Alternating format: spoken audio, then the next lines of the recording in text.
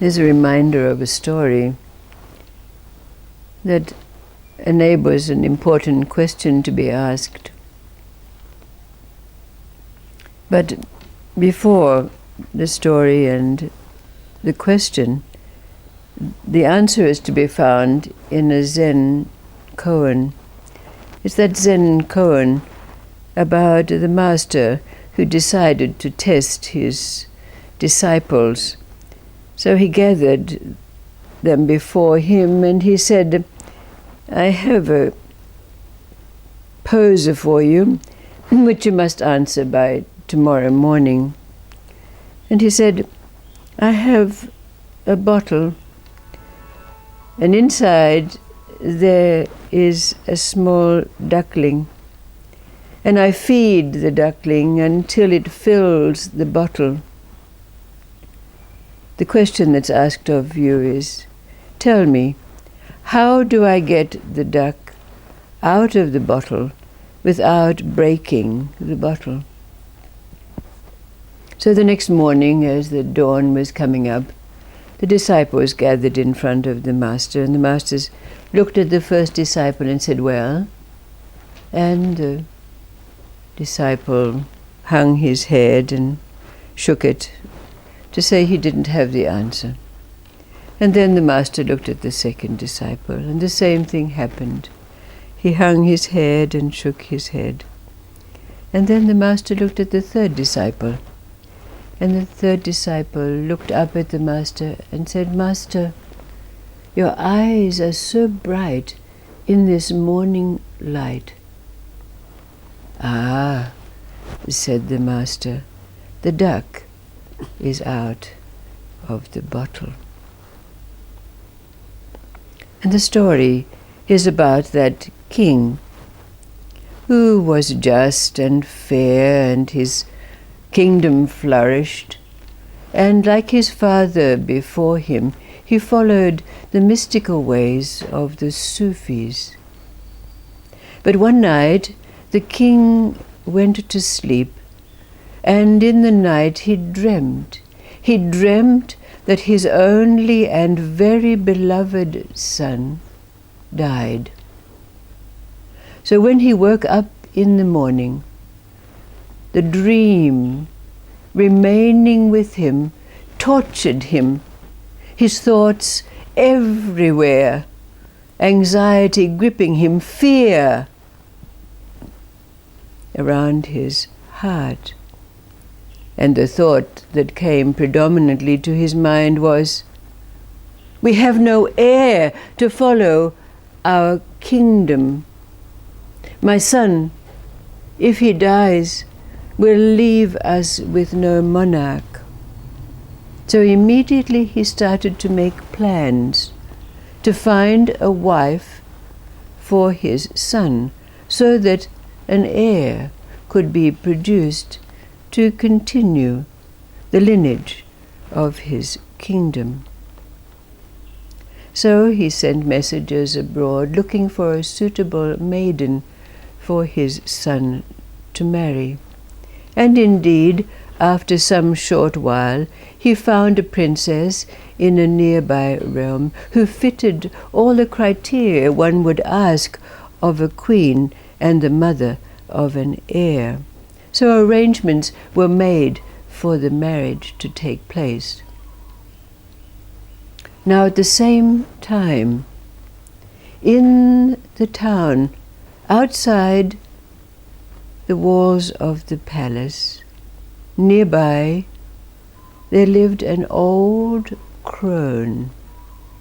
She was in the 8th decade of her life, and she'd had many lovers, but had never known love. So her heart burned with longing, and her loins were still on fire with desire. Now, as it happened, the prince rode very frequently down the road in which she lived, and the old crone, seeing the prince, had fallen in love with him. She longed for him, and she tried everything she could to seduce him. She painted her face. She tried to lift her drooping breasts, but to no avail. The prince never even looked her way when he passed by. She became desperate, so she decided to call on the assistance of the devil himself. So she went to the devil, and she beseeched him to give her something to make the prince fall in love with her. But the devil laughed at her, calling her as she was an old hag and telling her that she should concentrate on her spiritual growth and forget about love of a young prince.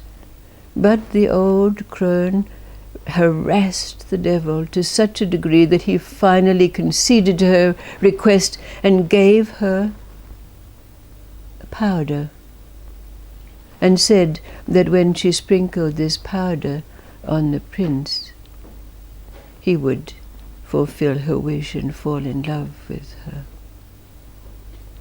So, as fate would have it, on the very day that the old crone was waiting outside her door for the prince to pass was the very day that he was on the way to wed his princess. So his mind was thinking of what it was that he was to meet, imagining her beauty and how it would be. So when he passed, his mind elsewhere, the old crone tossed the powder, and it landed on his garments. And immediately he looked her way, and instead of seeing an old crone with drooping breasts and sagging, toothless jowls, he saw a beautiful maiden, and instantly fell in love with her. He was besotted. He jumped down from his horse and fell at her feet. And leading him into her humble abode, they made love.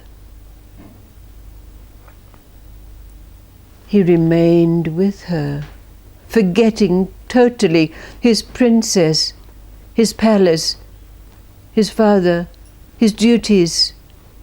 All he could think of was the beauty of this old crone and how much he loved her.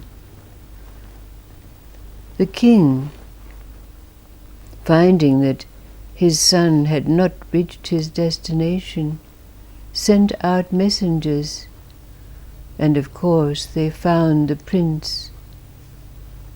The king was beside himself. What could he do?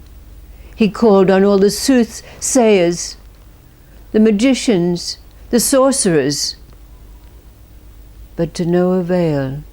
No one could find the means to break the spell that was on his son, and all the beseechings to him were useless.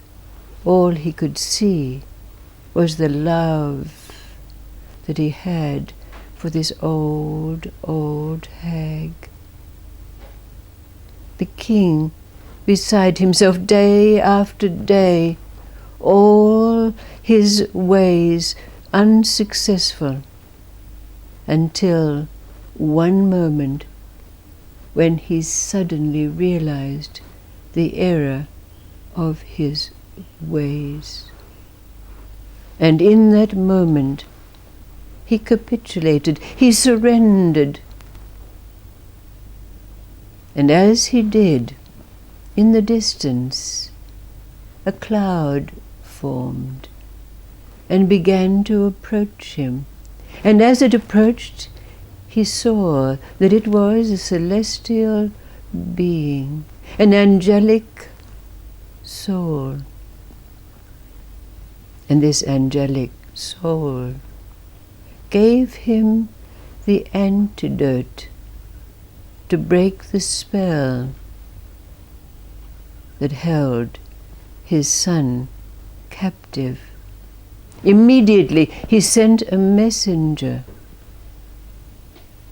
and in an instant the prince awoke from that which had held him enslaved.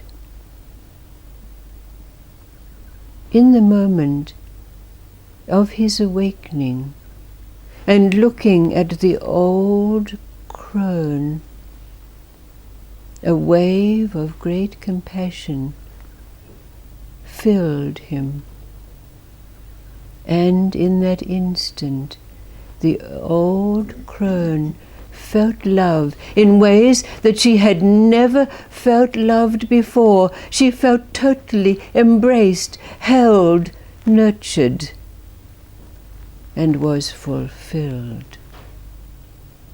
The prince rode back to his father's palace, and falling on his knees before his father the king, he begged for forgiveness. But then he took out his sword and he said to his father, "Father, I've erred, I've sinned. Please kill me." The father looked at his son with great love and said, "My son, it is I who have erred and sinned. Rise up and take your rightful place." And so he did.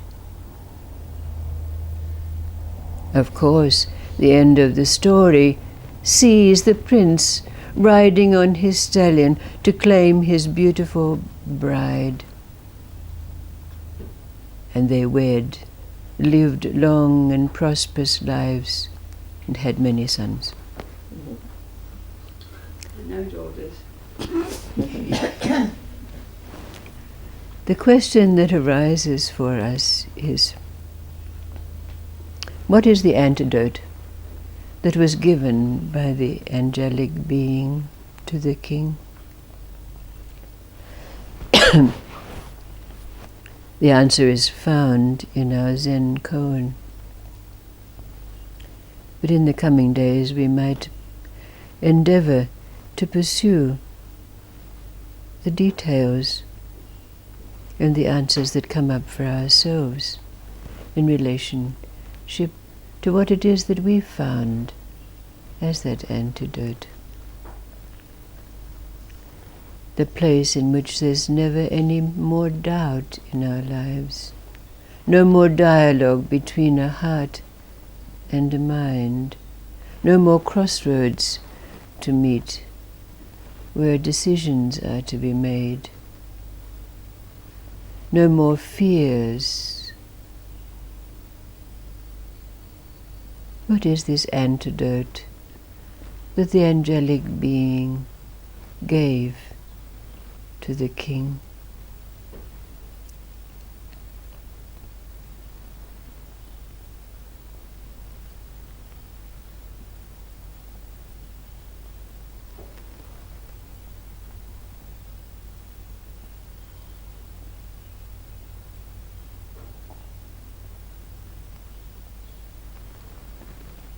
Thank you.